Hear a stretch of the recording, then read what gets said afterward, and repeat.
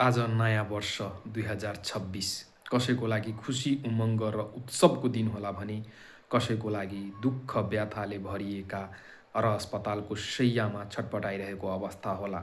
यस्तैमा एकजना हुनुहुन्छ सिहन्ता देवी महारा। उहाँलाई ब्रेन ट्युमर भएर आर्थिक अभावका कारण अहिले अस्पतालको शैय्यामा छटपटाइरहेको अवस्था छ। साथीहरू, यो संसारमा सबैलाई पैसाको अभाव छ, कसैसँग पर्याप्त पैसा छैन। यही कुरालाई मध्यनजर गर्दै मात्र 20 रुपैयाँ बिरामीको छोराको ई सेवा आइडीमा हालौँ, एक कप चियाको दाम र उहाँको ज्यान जोगाउँ।